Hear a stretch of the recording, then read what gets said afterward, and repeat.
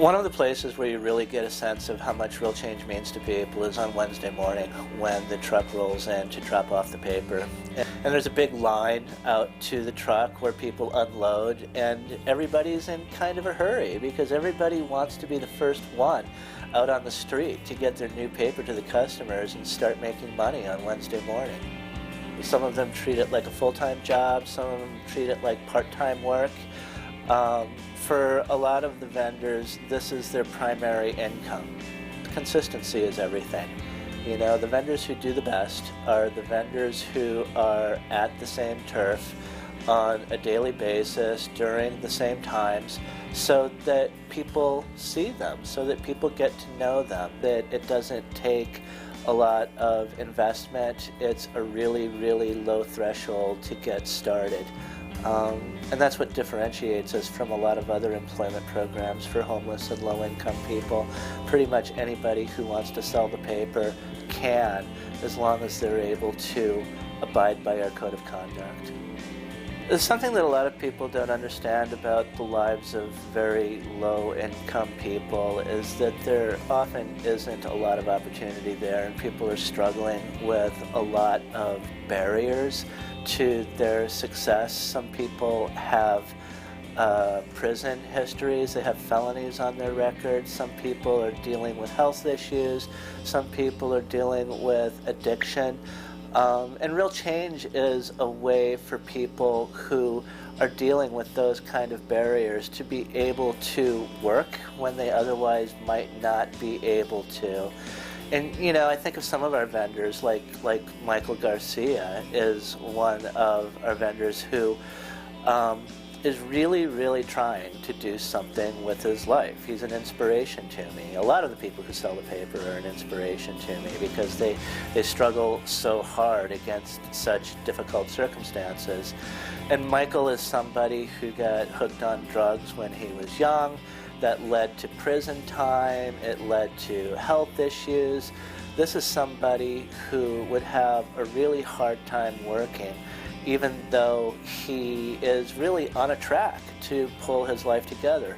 Real Change gives him the flexibility to be able to work when he's able to, and to be able to do that on his terms, and to create a community of support for him, so that he's not just isolated and struggling, but there are people around him here at Real Change and his customers who support him while he's getting his life together.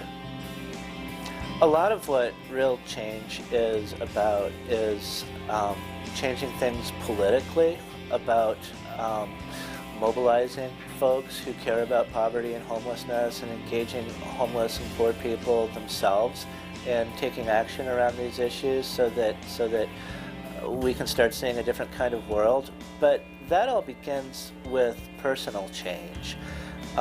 It begins with the vendors feeling empowered to the point that they can take on something else in their lives. And it begins with the readers, the customers, really starting to feel the issue as something that offends them personally. And that begins with the relationships. And I think that what Real Change does is it moves homelessness and poverty for a lot of people from being something that is sort of abstract and academic and out there that they understand in their heads, to being something that they really feel deeply as a person and understand in their hearts.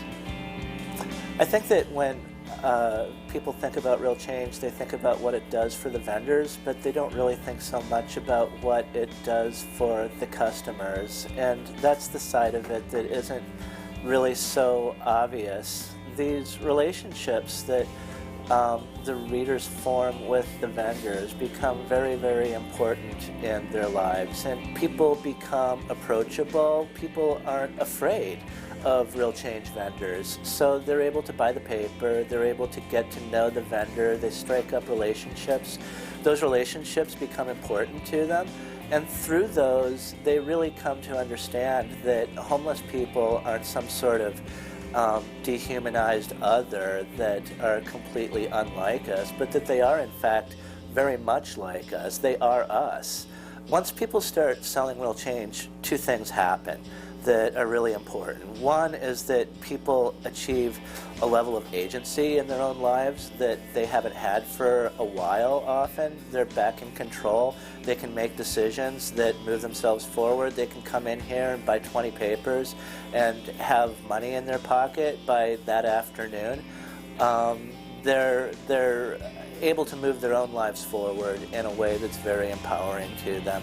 And the other thing that happens is people find themselves embedded in this network of relationships that is the community of real change readers. And I've come to understand that is really the most important thing about real change, because it's transformative. People go from being isolated people who feel that nobody cares whether they live or die, to having this whole community of readers to whom they matter, and people who really care about them. And it changes the way people see themselves. I've seen it change the way people hold themselves and act in the world. I think that's really the magic behind real change.